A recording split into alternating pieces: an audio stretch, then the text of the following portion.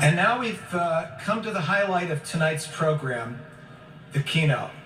We're convening under new leadership at both the board and the CEO level. Last year, when I became the chairman of the Board of Trustees, I knew because Hugh Price, a great leader who had invited me to join the board, would be leaving. He made the announcement in November, but I felt that this was the greatest opportunity that anyone in my position could have to participate in selecting the individual that would lead us over the next several years. But more importantly than the selection of the individual was the process we went through. This was a collaborative effort of the National Urban League Board of Trustees Search Committee and stakeholders from the affiliates and from other parts of the movement. We came together, and this was a labor of love. And out of this process came a great choice, Marc Morial. And he brings many, many things to us. But rather than having me talk about the outstanding person he's been and what I expect him to be, I don't want to waste one more second. Let's bring Marc Morial to the podium for tonight's address.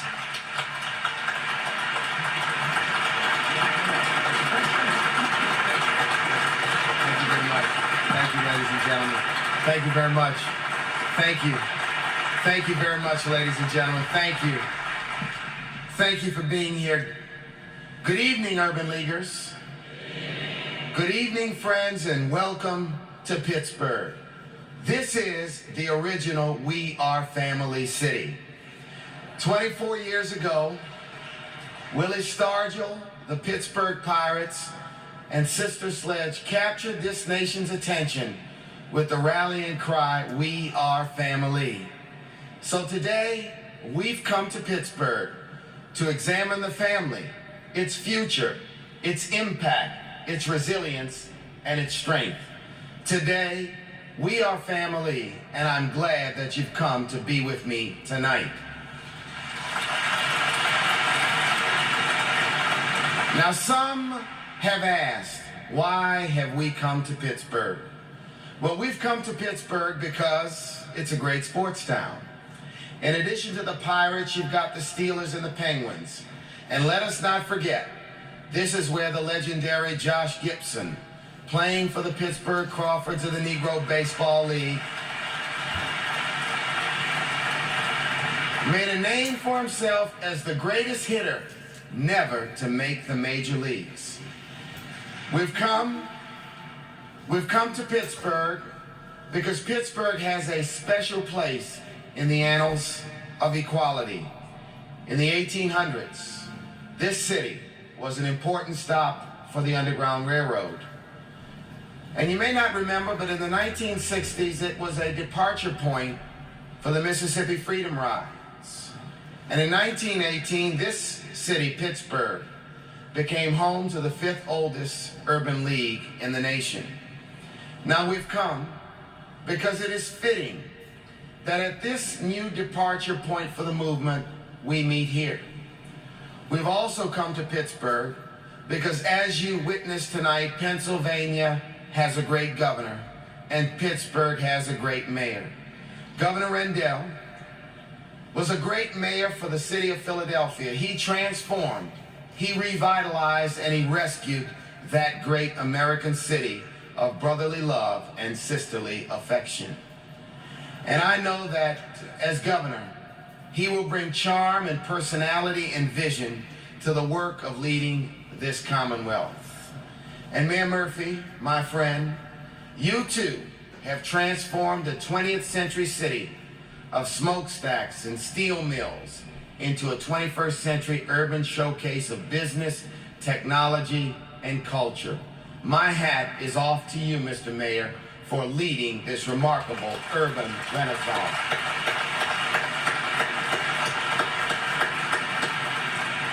Now we've come because of Esther Bush.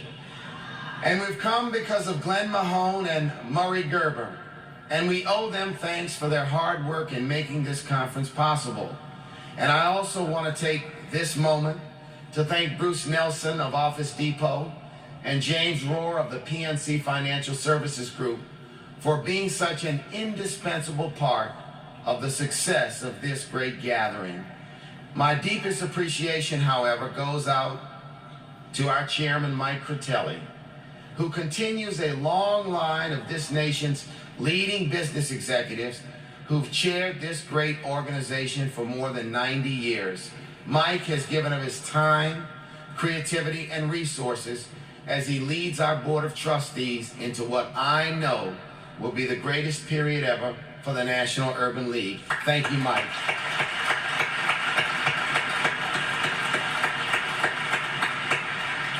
To all of our corporate, foundation, and community partners, I want to thank you for your warm embrace.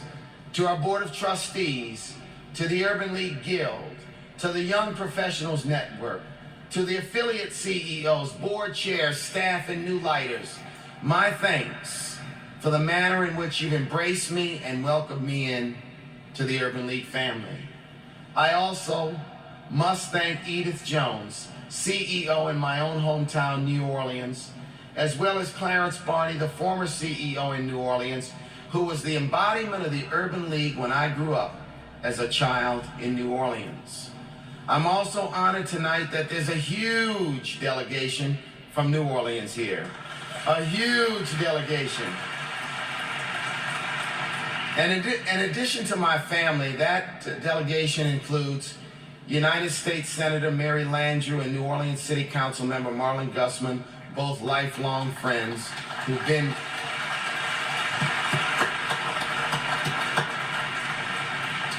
I also owe deep gratitude for the three most remarkable women in my life. My wife, Michelle, my daughter, Kimma, and my mother, Sybil Morial. I want to thank them. Now stand up, honey, stand up.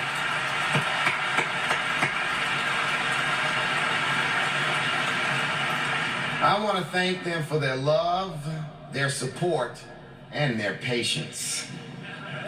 We're now family, and I'm ready to fuss and fight and discuss, love and nurture, build and transform, create and remake this great American institution with you, alongside of you, as we stand shoulder to shoulder together, beginning tonight. Today, I stand on the shoulders of American legends. George Edmund Haynes, Eugene Kinkle Jones, Lester Granger, Whitney Young, Vernon Jordan, John Jacob, and Hugh Price. Since our founding,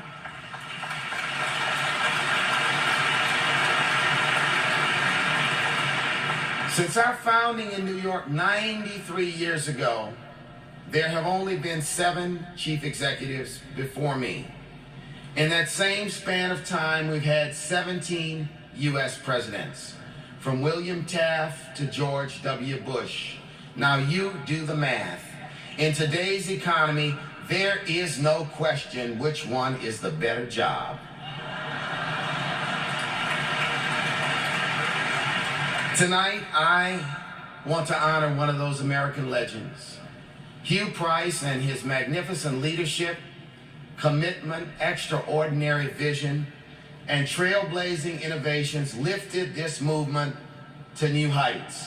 Hugh, your campaign for African American achievement began to reverse the tide of low expectations that have engulfed too many of our young people for too long.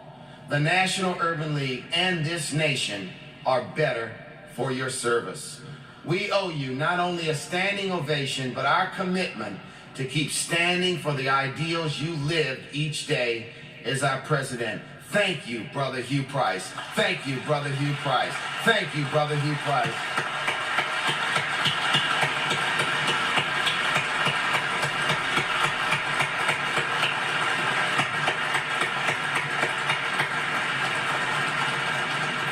I also want to say thank you and honor Margaret Young, the mother of this movement and the widow of the late Whitney Young. Margaret has embraced me and encouraged me, Let's give Margaret a special standing ovation for traveling here to be with us tonight. Thank you, Margaret Young. Thank you, Margaret Young. Thank you.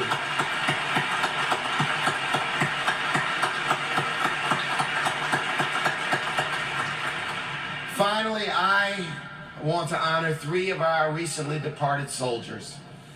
Ike Tribble of Tampa, Sam Jones of Indianapolis, and Betty Ford of the National Office. They were extraordinary champions of our cause who will be sorely missed. 40 years ago, great men and women came together not in a time of comfort and convenience, but in a time of conflict and controversy. Among them were Whitney Young, Martin Luther King, John Lewis, Dorothy Height, along with countless men and women who were of all races, creeds, and religion. They came together to plan and execute the historic 1963 March on Washington.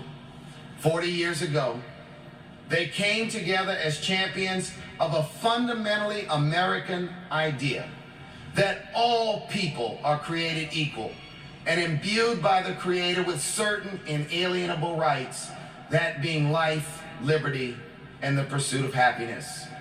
This idea, because of their work, is embedded in our Constitution and Declaration of Independence, and it is now ingrained in our hearts and in the very DNA of our souls. And it is a living idea. 40 years ago, this National Urban League, with its guild, its affiliates, its organizational expertise, its mosaic of many people, and under the leadership of the late, great Whitney Young, played an integral role in the 1963 March on Washington, the passage of the Civil Rights Act of '64, the Voting Rights Act of '65, and the Great Society programs which followed thereafter. 40 years later, we can proudly celebrate the many successes of the Civil Rights Movement. This movement spawned the diversity among corporate executives which we celebrate at this conference. The Civil Rights Movement spawned the new dynamic African-American middle class, which lives in big cities, small cities, edge cities, and suburbs, and who hold investment portfolios that their parents never dreamed of. The Civil Rights Movement has spawned new entrepreneurs who, as Black enterprise proudly touts, have in some cases reshaped the face of American business. 40 years ago, there were no African-American elected officials in the South and almost none in the North. 40 years later, the Civil Rights Movement has spawned a record number of African-American mayors, judges, state legislators, members of Congress, and other elected officials, some of whom are here tonight and which we celebrate tonight. I was one of those young people who was propelled towards elected office because the Civil Rights Movement opened new doors and encouraged new dreams. 40 years ago, we celebrated the Supreme Court, then led by Earl Warren, which was squarely on the side of social justice and equality. 40 years later, as we waited for the Supreme Court's decision in the affirmative action case involving Michigan, we worried that today's Supreme Court would shut the door on the progress begun 40 years ago. But by a one-vote margin, the Supreme Court showed courage and enlightenment and upheld the principles of diversity and affirmative action.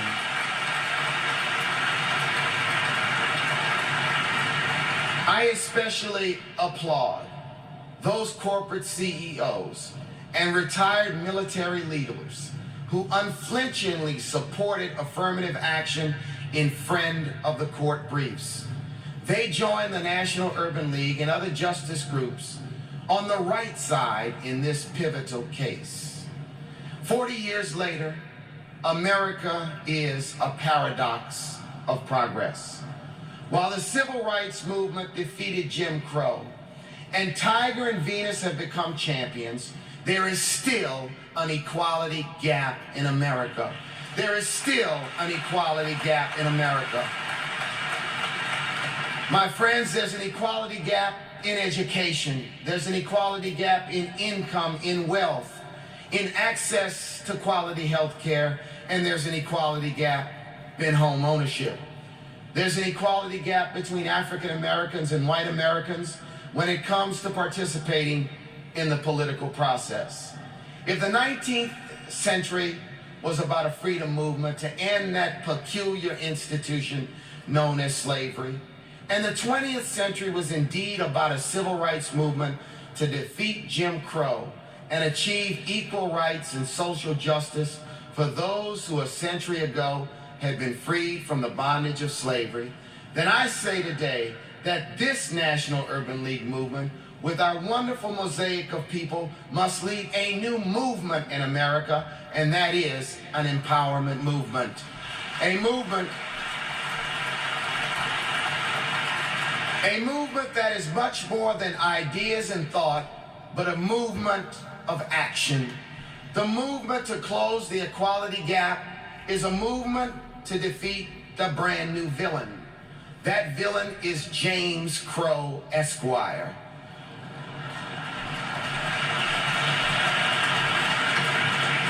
As Dr. Robert Hill says, James Crow, Esquire represents the new, sometimes not so obvious, structural inequality that persists 40 years later.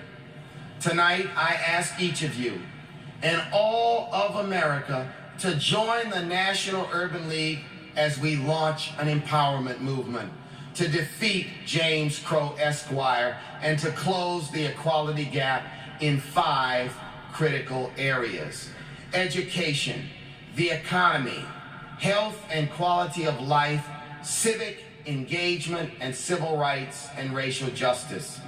The equality gap vividly demonstrates that contrary to the sometimes superficial appearances and divisive rhetoric, we, America, this nation, this National Urban League, have so much more work to do. The empowerment movement that we must lead will not be televised. And it is not a movement of weapons or war. It is not a movement of hate and division, but it's a new type of movement. It is a movement that commits to action. And the National Urban League must lead this new movement. First, it's empowerment time in education.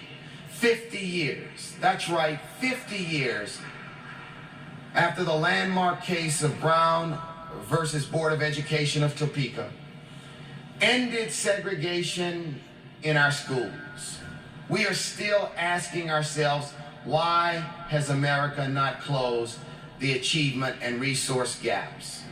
The gaps that make it more likely for a black child in an urban area to attend an overcrowded and dilapidated school where performance is low and dropout rates are high. We must not be afraid to ask, why are our jailhouses in better physical condition than our schoolhouses?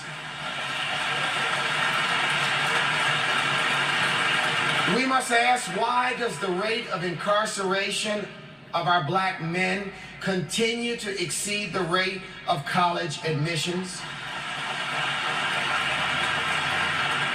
We must ask, why in the year 2000 were there 13 states in this nation where there were more African Americans in prison than in college?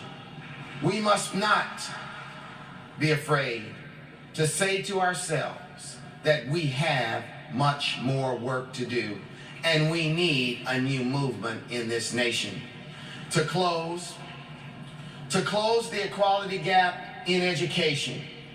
The National Urban League will begin next spring by convening a high-profile national summit on urban education. We will examine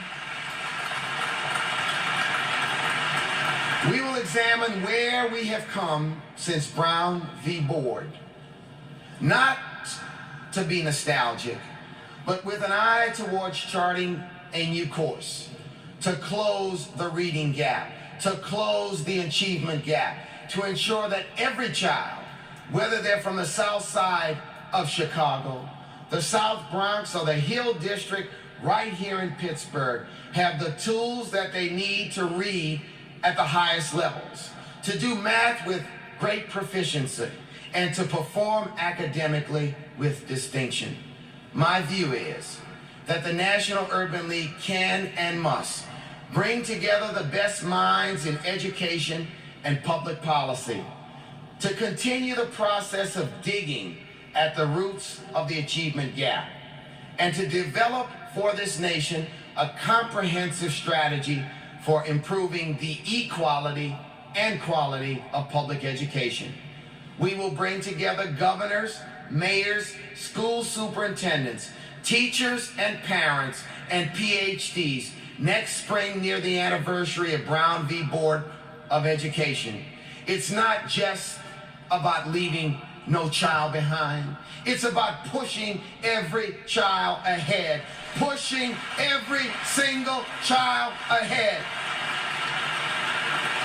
And we must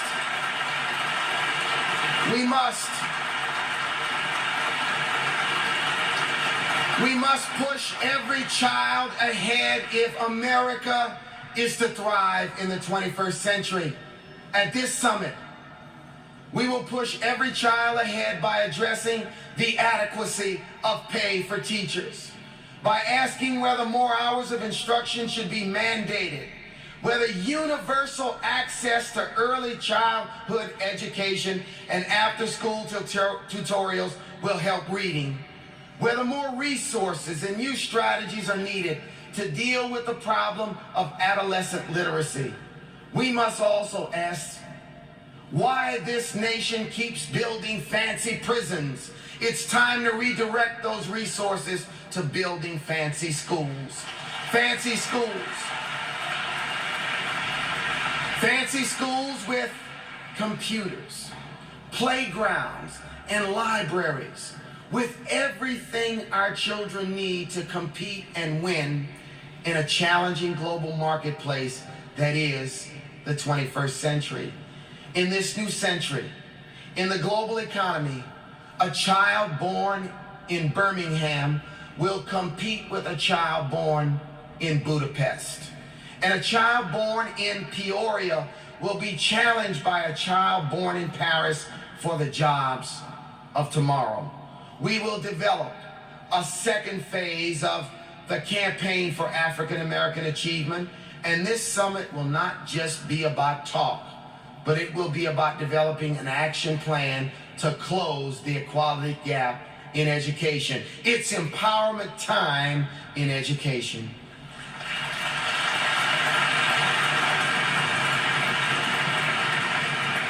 Further, it is so crucial that we pay special attention to the plight of African American males. As a father of a 15-month-old son, this issue is close to me. Currently, and sadly, there are more than 875,000 African Americans incarcerated in this country. 1 of every 7 black males aged 25 to 29 is in jail. According to the National Association of Blacks in Criminal Justice, 29%, almost 1/3 of black males born this year can expect to spend some time in a state or federal penitentiary. Now, while we have many high-achieving black males, as I travel this nation and I visit high schools and universities, I'm just struck by the shrinking number of black males in our honors programs or in college classes. This has real consequences for our economy, for our families, and for our cities. For too many of our children are growing up without a father in the home. Too many of our young males are drifting into the underclass of joblessness and hopelessness. We have too many of our black men as both perpetrators and victims of gun-related violence. And too many of our black males believe that manhood is defined by the ability to injure or damage another man rather than helping another man. Too much homicide, too many guns, too much crack cocaine. That is why the National Urban League will establish a national commission on the black male. We will ask experts both inside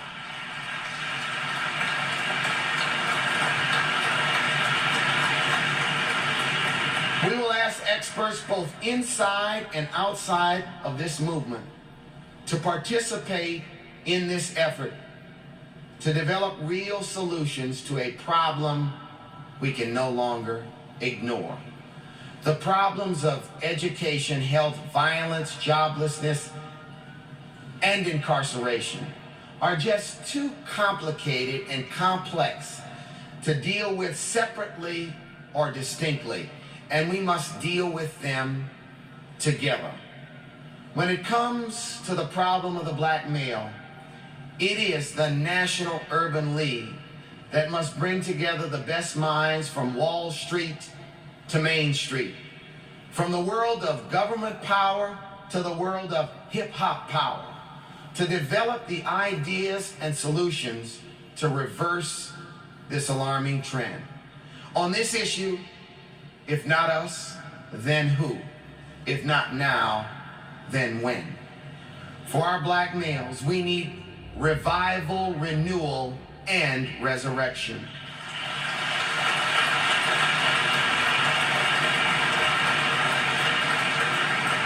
And when we do for our black boys, and when we do for our black males, we do for our black girls and our black women. We must remember the link between each aspect of the family in America.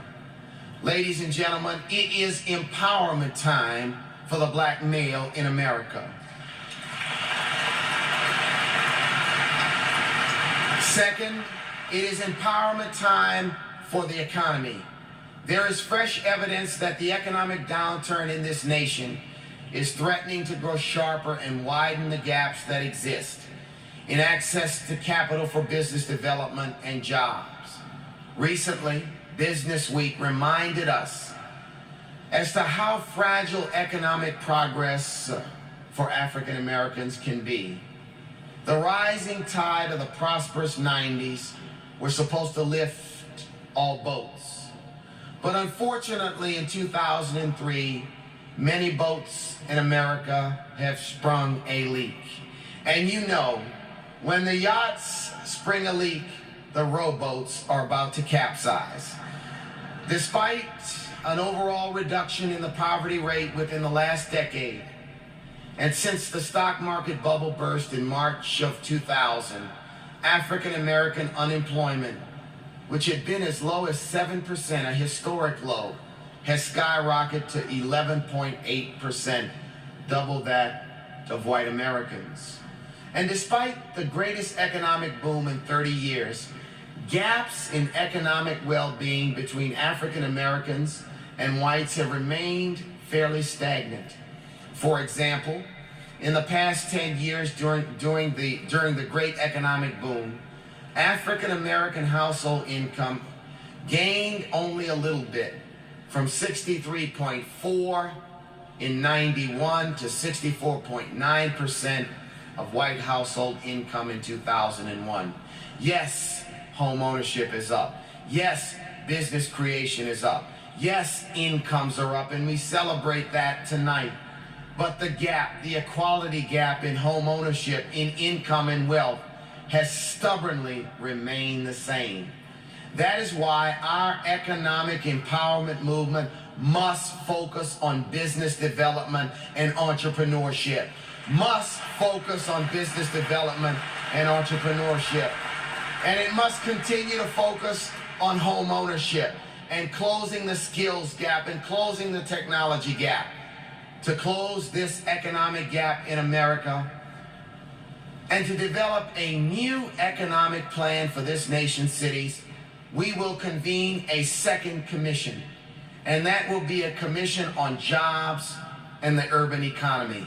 And we want to look at 5 specific areas. How best can we close the skills gap?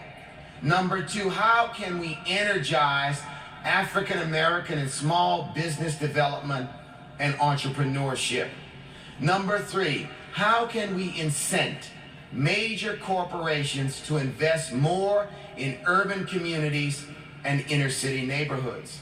And 4, how can we direct public and private investment through tax and fiscal policies to repair the crumbling infrastructure of America's cities? And 5, how can we make home ownership more affordable and available for all Americans? I like strategies like the New Markets Tax Credit Program, which will create potentially billions of dollars of new capital for investments in cities. It's one tool that I will ask the commission to look at. Some people may ask, why the commission approach?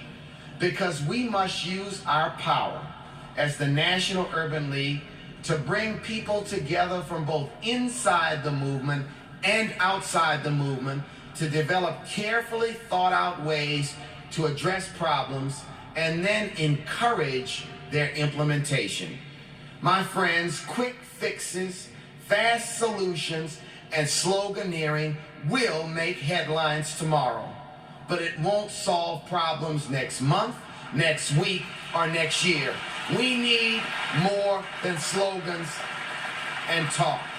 The National Urban League must offer solutions, ideas, and action.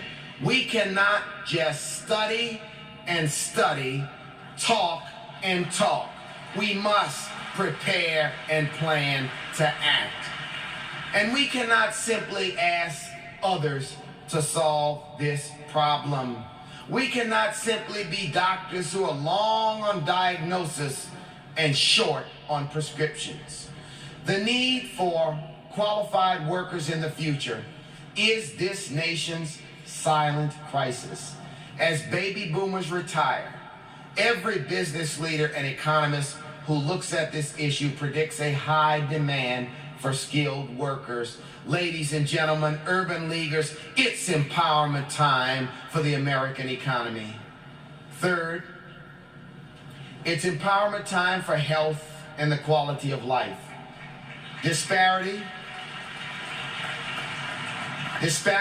in the incidence of death and illness experienced by African Americans as compared to the population as a whole continue to persist and sometimes grow. The death rate for diabetes is more than twice that of the majority community. African Americans are 30% more likely to die from cancer. In the year 2000, almost half of all AIDS cases in this country were among Black Americans. And the rate of AIDS cases in the African American community was 10 times higher than that for non-Hispanic whites. According to the Children's Defense Fund, every 59 seconds a baby is born without health insurance. More than 9 million American children have no health insurance, and most of them live in families that work. Too many of our children are obese, and obesity among our teens has doubled in the last 10 years.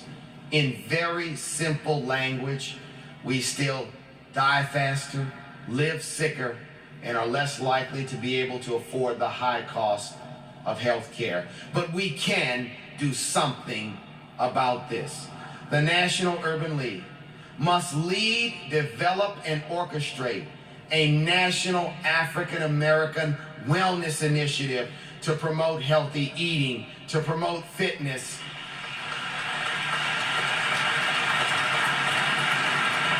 and to promote preventive health care and access to affordable health care. When it comes to health care and the quality of life, we have a state of emergency. And that's why it's empowerment time for healthcare and the quality of life. Fourth, it's empowerment time for civic engagement. The most fundamental weapon of civic empowerment has always been the right to vote. Now everybody, from George W. Bush to Al Sharpton, they're going to be here, recognizes the power of the African American vote in national, state, and local elections. Still, sadly, too many of us don't get it. Voter participation in this nation hovers around 50%. I say that in 2003, voter apathy is a weapon of mass destruction. I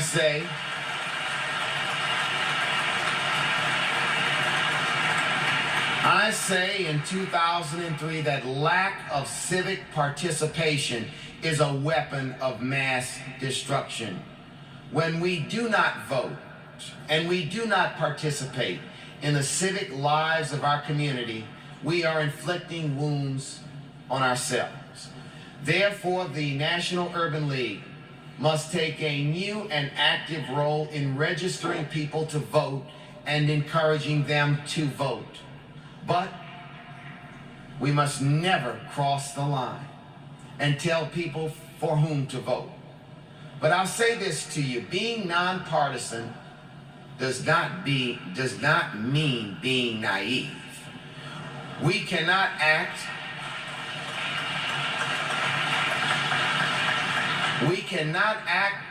like an ostrich, bury our heads in the sand, and pretend that political events do not affect the work that we do or the people we care about.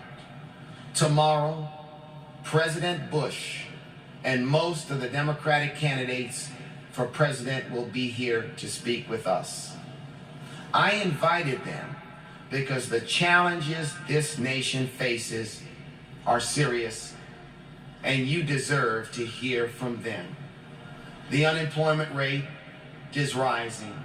Consumer confidence seems to be falling, and our nation is engaged in conflicts abroad. For those, including the president, who've come, we thank you. For those who've skipped this conference, they will miss a grand opportunity to talk to the most influential, hardest working, best looking, and most powerful people assembled in one room at one time in America this week.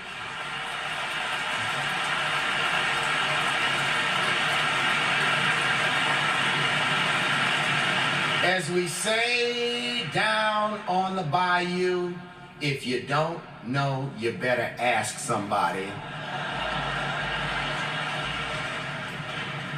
And in the spring, we will start a new tradition, the tradition of the National Urban League Legislative Policy Conference in Washington. I will ask all members of this movement to come together in Washington for a series of meetings with both the administration and members of Congress from both sides of the aisle. Both sides of the aisle.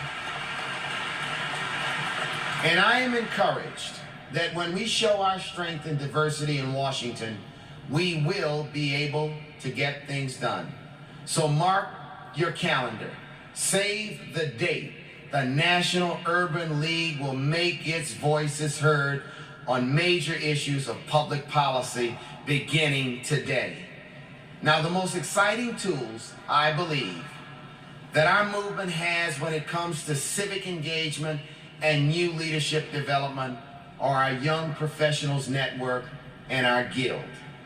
Through the Young Professionals Network, we will work to develop the leaders of tomorrow and build a new generation that will sustain the empowerment movement of the future. I plan and will ask all affiliate CEOs to place great emphasis on what is already an integral part of our movement. We will reach out to the hip hoppers, the rappers, and the young professionals. We will reach out.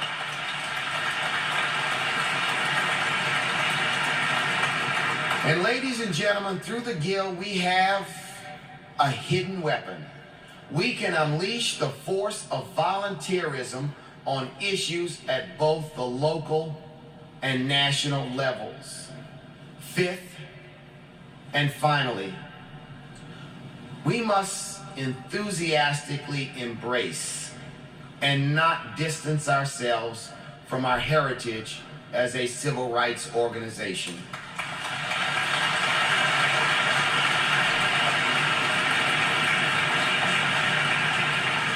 An organization that promotes racial justice, from employment to police violence, from redistricting to racial profiling.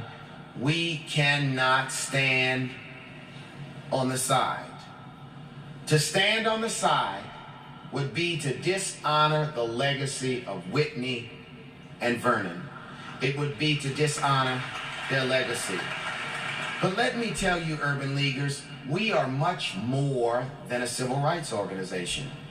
We are a multiracial movement that provides direct services, from job training to Head Start, from charter schools to building housing.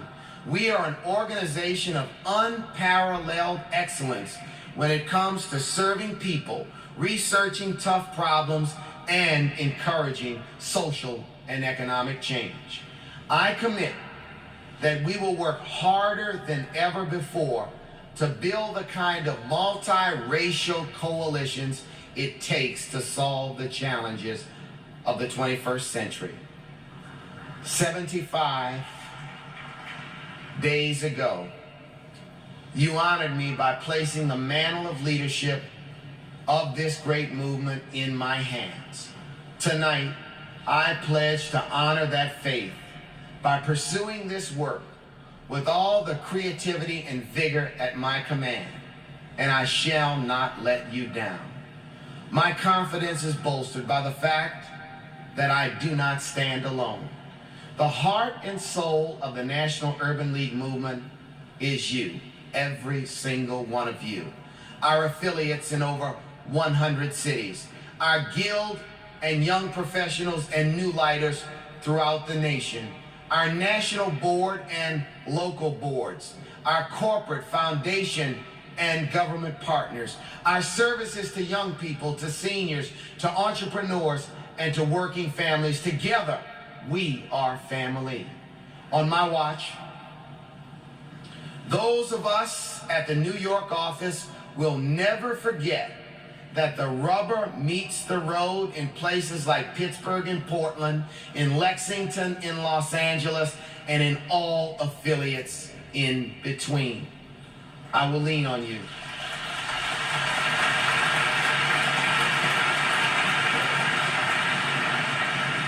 I will lean on you for the support and courage to face any and all obstacles, and I expect you to let me know when we are doing things right, as well as when we fall short. Can I count on you for that tonight? Can I count on you for that tonight? Can I count on you for that tonight?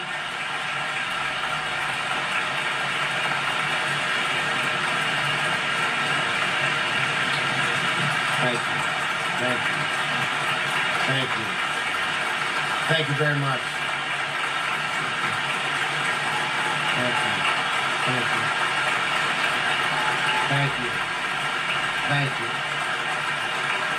Thank you. In the weeks and months ahead, I hope to visit your communities and witness the good works that each of you are doing. I hope that with God's will and God's support, I hope to be a visible, effective spokesperson for the principles and causes that this movement holds so dear. Whether it's in the suites of corporate America, the halls of Congress, or the streets of our neighborhoods, I will be there, because that's where the action is.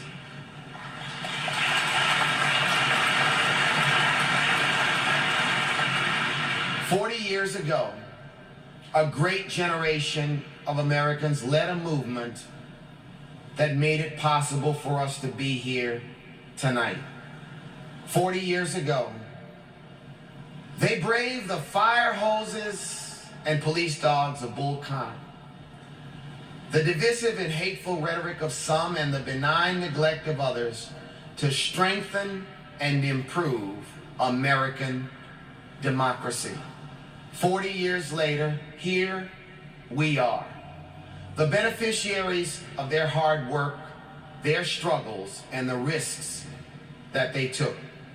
The question before us tonight is whether we have the courage and conviction, the fortitude and the fight, the intelligence and the integrity, and the desire and determination to lead a new movement, a movement to close the equality gap, a movement to defeat James Crow Esquire, a movement to empower individuals, corporations, families, labor organizations, communities, and politicians of all stripes, a movement to empower races, all races of people, all creeds, colors, religions, ethnicities, and orientations, a movement which honors the legacy of the past while embracing our hope for a better future. Tonight, as I declare this annual conference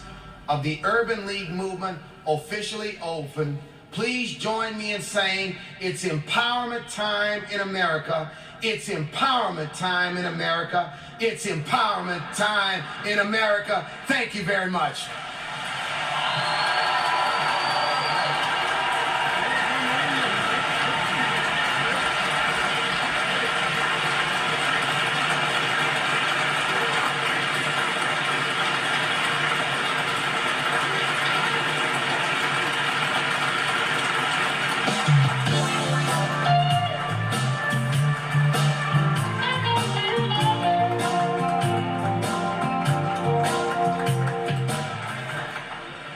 I don't know about you, but I feel very proud to be part of an organization that Marc is going to be leading. Thank you very much, Marc.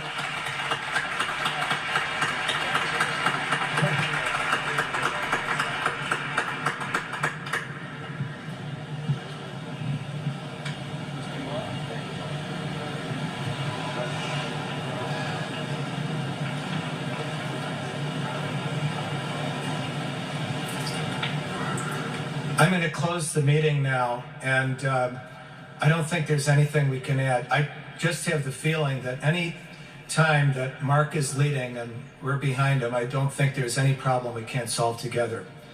But I'd like to express our sincere appreciation to our distinguished guests, our conference general co-chairpersons, the chair of our local host committee, the local host participants, and the Urban League of Pittsburgh.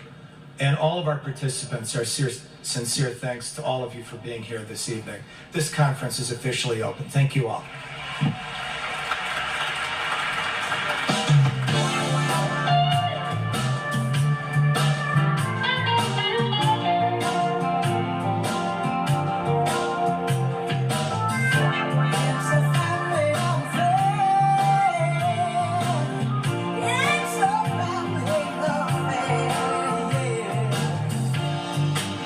Child grows up to be